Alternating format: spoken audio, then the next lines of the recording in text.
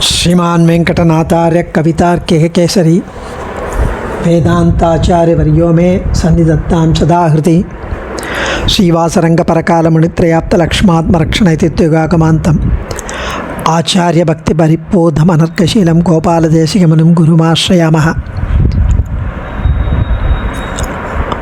श्रीमद्गोपालार्घ्यदेशिकदयैकपात्रं प्रज्ञाविरक्तिकरुणादिगुणौघवासम् आचार्यसप्तशतीकाव्यं प्रियादरेण दत्तं श्रीगोपालार्घ्यमहादेशिकमाश्रयामः।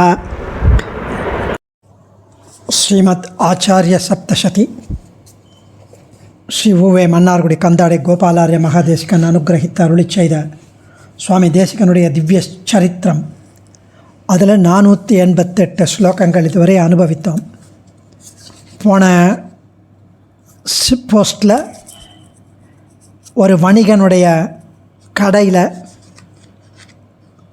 அங்கே ஒரு குதிரை, வெள்ளை குதிரை தானியங்களெல்லாம் சாப்பிட்டுடுத்து அப்படின்னு வந்து வேதாந்த தேசிகனிடம் முறையிட அவர் புரிந்து கொண்டார். சாட்சாத் ஹயக்ரீவனே வந்திருக்கார் குதிரை ரூபமாக என்று அந்த குதிரைக்கு பாலை சமர்ப்பித்து அதை அனுப்பி சுவாமி தேசிகன் அந்த ஹயவதனான எம்பெருமானுக்கு சமர்ப்பித்து பிறகு தன் சிஷ்யர்களுடன் பகிர்ந்து கொண்டார் என்று பார்த்தோம்.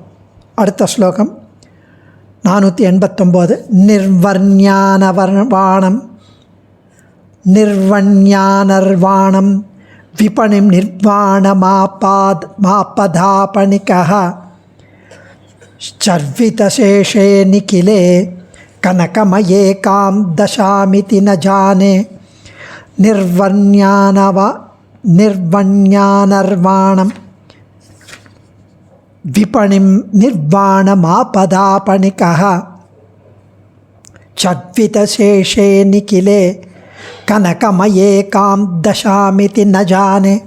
சுவாமி தேசிகன் அந்த குதிரையை கடைகளிலிருந்து அனுப்பிய பிறகு அதுக்கு பாலை சமர்ப்பித்துட்டு அனுப்பிவிட்டார். அதை அனுப்பிய பிறகு அந்த வணிகன் குதிரை மேய்ந்து, குதிரை சில தானியங்கள்லாம் சாப்பிட்டது இல்லையா, அதை சாப்பிட்ட மீதமுள்ள தானியங்கள் எல்லாம் தங்கமயமாக ஆகிவிட்டதைக் கண்டு ஆச்சரியம் அடைந்தான். ஸ்வர்ணமயமாகிடுது. கனகமயே காம் தசாமிதி ந ஜானே. அவ்வளவு ஆச்சரியமாக அதை பார்த்து எல்லாம் தங்கமயமாக ஆகிவிட்டது அப்படின்னு அவன் ஆச்சரியம் அடைந்தான். சுவாமி தேசிகனுடைய சாட்சாத் ஹயக்ரீவ பெருமாளே இப்படி வெள்ளை குதிரையாய் வந்திருக்கிறதை புரிந்து கொண்டான். அடுத்த ஸ்லோகத்தில் ஸ்ரீரங்கம் குருரகமத்தத்ர ஸ்ரீ வைஷ்ணவா பகவஹ நானாதேஷ்யா தேசிகமித்தம் விஜ்ஞாபயாமாசு. ஸ்ரீரங்கம் குருகமத்தர ஸ்ரீ வைஷ்ணவா பகவஹ நானா தேஷ்யா தேசிகமித்தம் விஜ்ஞாபயாமாசு. சுவாமி தேசிகன் பிறகு ஸ்ரீரங்கத்தை வந்தடைந்தார். அங்கு பல தேசங்களிலிருந்து பல ஸ்ரீ வைஷ்ணவர்கள் கூடியிருந்தனர். அது ஒரு ஸ்ரீ வைஷ்ணவ சமிருத்தி. அவ்வளவு ஆச்சரியமாக அங்கு கூடியிருந்தனர். அவர்கள் சுவாமி தேசிகனிடம் ஒரு பெரிய விண்ணப்பத்தை வைத்தனர்.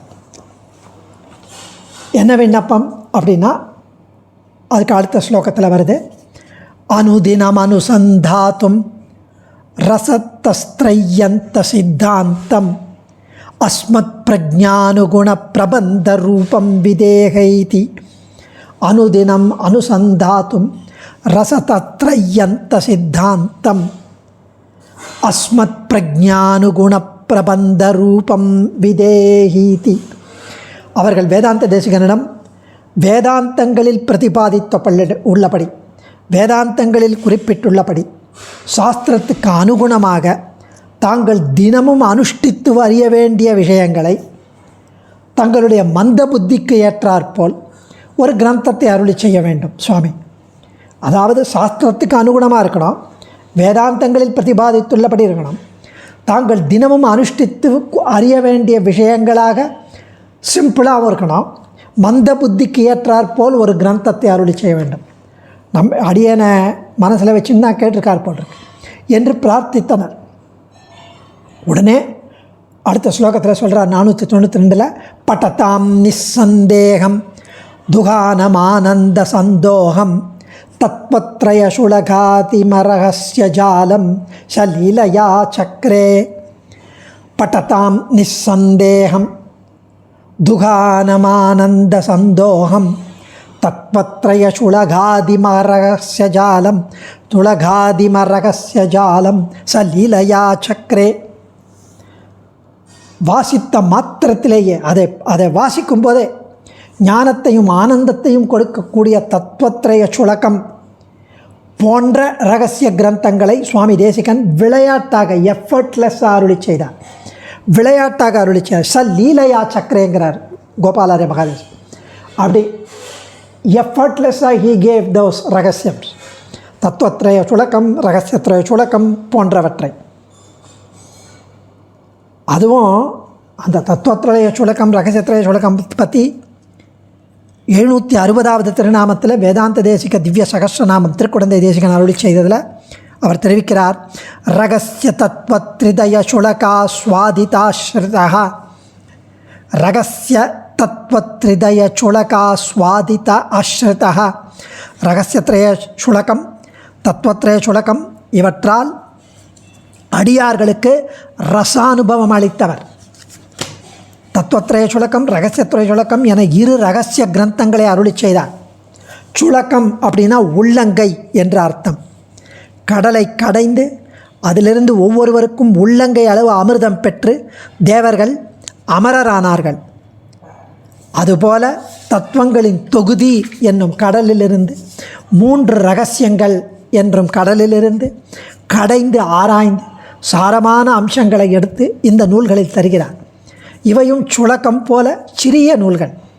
இவை ஏற்பவரும் அமரர் மட்டும் தேவர்கள் மட்டுமாது இல்லை, நித்தியசூரிகள் முக்தர்களாவார்கள், மோட்சம் பெறுவார்கள் என்று திருவுள்ளம். இவை நல்லோர்கள் அமுதம் போல் சுவைத்து அனுபவிப்பவார்களாக என்று சுவாமியே கடைசி ஸ்லோகத்தில் சாதிப்பதை ஒட்டி ஆஸ்வாதிதாஸ்ருதா என்கிறார் இந்த திருநாமத்தில். சுவாமியே தெரிவிக்கிறார், இதை நல்லோர்கள் அமுதம் போல சுவைத்து அனுபவிப்பார்களாக. அதனால் தான் இங்கே கோபாலாரிய மகாதேசிகன் அதை எடுக்கிறார். வாசித்த மாத்திரத்தினாலேயே ஞானத்தையும் ஆனந்தத்தையும் கொடுக்கக்கூடிய தத்துவத்ரய சுலகம் ரகசிய கிரந்தத்தை சுவாமி தேசிகன் விளையாட்டாக அருளினார். அடுத்த ஸ்லோகத்தில் ஸ்ருதி லக்ஷ்மசு நைபுண்யாத் வைராக்யாத் ஸ்ரீ விபுத்வ நிர்வகணாத் வியாசஸ்தஸ்ய சுதோ வா தாத்தோ வேத்யாமிருஷந்தி யம் தீராः. ஸ்ருதிலக்ஷ்மசு நைபுண்யாத் வைராக்யாத் ஸ்ரீ விபுத்வ நிர்வகணாத் வியாசஸ்தஸ்ய சுதோ வா தாத்தோ வேத்யாமிருஷந்தி யம் தீராः. ரொம்ப ஆச்சரியமான ஸ்லோகங்கள். கோபாலாரிய மகாதேசிகனுடைய ஒரு கண்ணோட்டம், நோக்கு, ஆச்சாரிய பக்தி, வேதாந்த தேசிக பக்தி சொல்லு வார்த்தையில் அடங்காது. அவ்வளவோ வேதாந்த தேசிக பக்தி தெரிவிக்கிறார் இந்த ஸ்லோகத்தில். தீரர்களான பண்டிதர்கள், புத்திசாலிகளான பண்டிதர்கள் சுவாமி தேசிகனின் வேதாந்த விஷயங்களில் வேதாந்தங்களில் உள்ள நிபுணத்துவத்தை, அவருக்கு அதில் இருக்கிற அந்த ஸ்காலர்ஷிப், நைபுண்யத்தை, நிபுணத்துவத்தை கண்டும் இது வேதவியாசருடன் சாமியம் சொல்ல வந்தது. வேதவியாசருக்கு ஈக்குவலாக வேதாந்தங்களில் இருக்கிற நிபுணத்துவம் இருக்கே அப்படின்னு சொல்ல வந்தது. அதே அவருடைய வைராக்கியத்தை பார்த்தார். வேதாந்த தேசிகன வைராக்கியம், இது வியாசரின் புதல்வரான சுகர், அவரை போல இருக்க இந்த வைராக்கியம். சுகபிரம்மம்க்கு அவ்வளவு வைராக்கியம். ஸ்ரீமன் நாராயணனே பரதெய்வம் என்று ஸ்தாபித்தலுள்ள அந்த தர்க்கம் இது விஷ்ணு புராணம் இயற்றிய பராசரருடன் சாமியம் சொல்ல வந்தது. ஈக்குவலாக, பராசருக்கு ஈக்குவலாக இருக்கேன். அதை பார்த்துட்டு இவர் வியாசர் அவதாரமா, இல்லை அவருடைய மகரான சுகபிரம்மம் அவதாரமா, இல்லை வியாசருடைய தந்தையான பராசர மகரிஷியோட அவதாரமா என்று வியந்தனராம். ஸ்ருதிலக்ஷ்மசு நைபுண்யாத் வைராக்யாத் ஸ்ரீ விபூத்வ நிர்வகணாத் வியாசஸ்தஸ்ய சுதோவா தாத்தோ வேத்யாம் ரிஷந்தியம் தீரா. வியாசஸ்தஸ்ய சுதோவா பையனோ, தாத்தோவா அப்பாவா என்று. வியாசர் 4 வேதங்களையும் தொகுத்து வழங்கியதால் வேதவியாசர் என்று அழைக்கப்படுகிறார். அவர் வேத விற்பன்னர். வேதாந்த தேசிகன் வேதாந்தாச்சாரியன். சுகபிரம்மம் பாகவத புராணத்தில் இதர விஷயங்களில் வைராக்கியம் உடையவராய் கிருஷ்ண பக்தியிலேயே திளைத்தவர். அதனால்தான் அவர் சுகபிரம்மம் என்று அழைக்கப்படுகிறார். அவ்வளவு வைராக்கியம். இவர் ஞான வைராக்கிய பூஷணம். பராசர மகரிஷி விஷ்ணு புராணத்தில் விஷ்ணுவின் ஜகத் வியாபகத்தையும் ஜகத்காரணத்துவத்தையும் ஸ்தாபித்தவர். சுவாமி தேசிகன் அப்படியே விஷ்ணுவின் ஜகத் வியாபகத்தையும் ஜகத்காரணத்தையும் பல கிரந்தங்களில் ஸ்தாபித்தவர். சுவாமி தேசிகன் இந்த 3 மேன்மைகளையும் உடையவராய் திகழ்ந்ததால் இவர் வியாசரோ இல்லை வியாசரின் மகனோ அல்லது வியாசரின் தந்தையோ என்று பண்டிதர்கள் வியந்தனர். அதுக்கு அடுத்த ஸ்லோகத்தை சொல்ல போகிறார். சாரஸ்வத சாரஜ்ஞ பிரபந்து மார்ய சமுஜ்ஜிஹீத யதி பாரத லேக கவேகா அபி சிஷ்யா லேಖನಾಯ ನಾದಮಹೋ. சாரஸ்வத சாரஜ்ஞ பிரபந்து மார்ய சமுஜ்ஜிஹீத யதி பாரத லேக கவேகா அபி சிஷ்யா லேಖನಾಯ நாலமஹோ. வேதாந்தங்களின் சாரத்துக்கு சாரம், ரகசிய சாரம், அதை அறிந்தவரான சுவாமி தேசிகன் ஒரு பிரபந்தம் இயற்ற முற்பட்டால், அதாவது வேதாந்த தேசிகன் வேதாந்தங்களின் சாரத்துக்கு சாரமான ரகசிய சாரத்தை அறிந்தவரான வேதாந்த தேசிகன் ஒரு பிரபந்தம்னு எழுத இயற்ற முற்பட்டால் அவருடைய சிஷ்யர் மகாபாரதத்தை இயற்றவல்ல பண்டிதராக இருந்தாலும் சுவாமி தேசிகனை எதிர்கொள்ள முடியாது. அதாவது மகாபாரதம் 1,00,000 ஸ்லோகங்களை உடைய கிரந்தமாக இருந்தாலும் அது வேதாந்தங்களின் சாரத்தை மட்டும் சொல்லாமல் மற்றும் பல நமக்கு ஏற்க வேண்டிய அல்லாத விஷயங்களையும் எடுத்துக் கூறுகிறது மகாபாரதம்.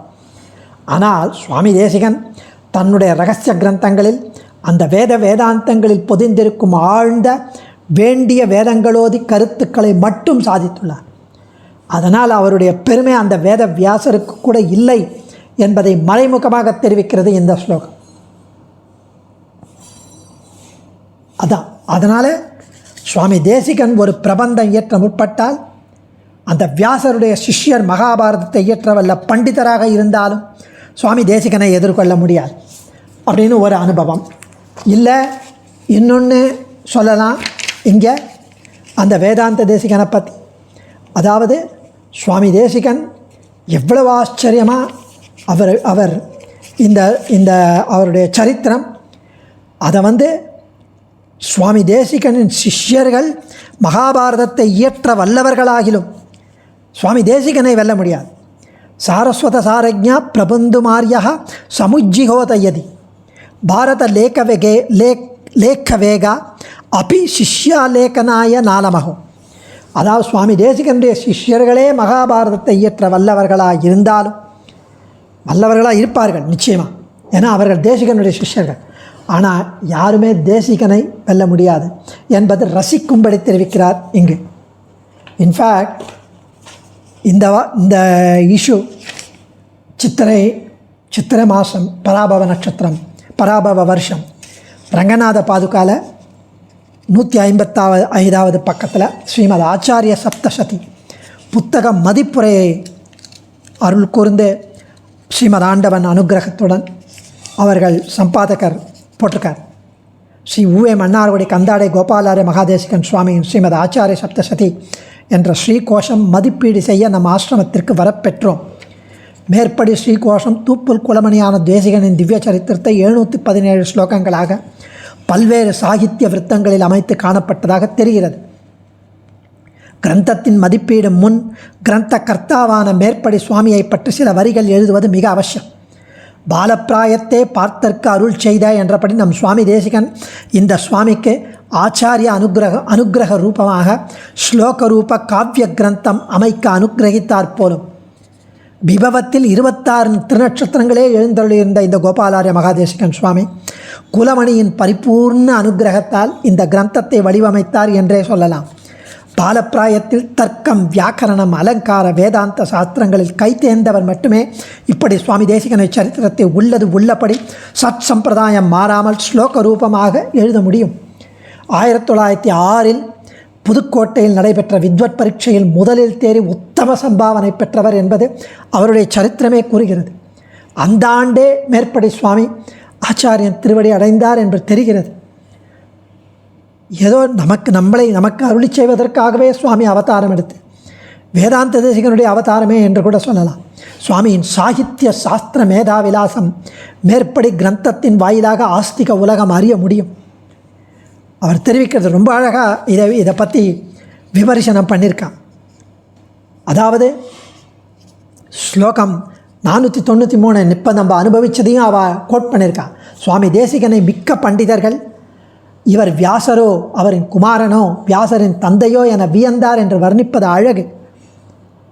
சுவாமி தேசிகனின் சிஷ்யர்கள் மகாபாரதத்தை இயற்ற வல்லர்களாகிலும் சுவாமி தேசிகனை வெல்ல முடியாது என்பது ரசிக்கும்படி இருக்கிறது.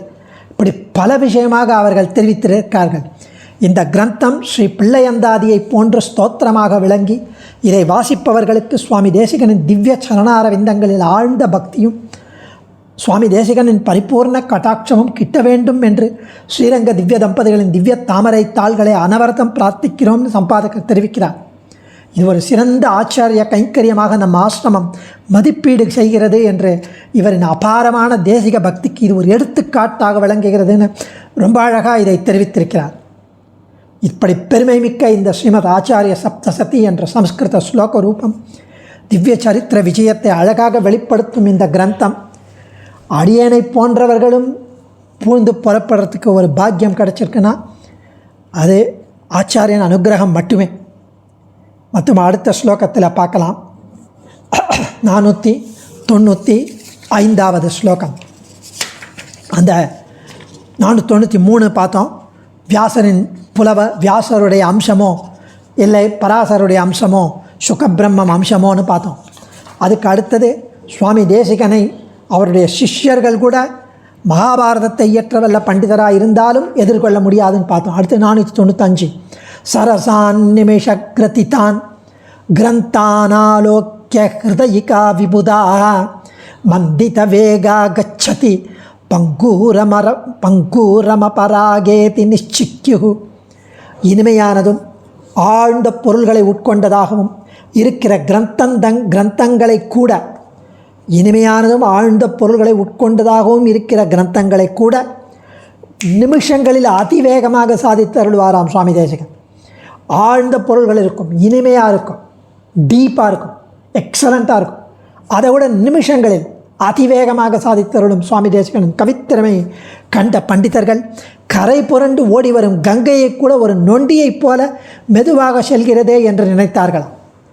கங்கையினுடைய வெள்ளம் பிரவாகம், அந்த ஓடி வரும் வெள்ளம் அதுவே ரொம்ப ஸ்லோவாக இருக்கான். வேதாந்த தேசிகனுடைய கவி வெள்ளத்தை பார்த்தா, அதாவது பாதுகா சகஸ்ரம் போன்ற ஆழ்ந்த பொருள்களை கொண்டதும் கேட்பதற்கும் படிப்பதற்கும் சிந்திப்பதற்கும் அனுபவிப்பதற்கும் இனிமையாக இருக்கக்கூடிய கிரந்தங்களை கூட சுவாமி சில நிமிடங்களில் இயற்றி முடித்தார்.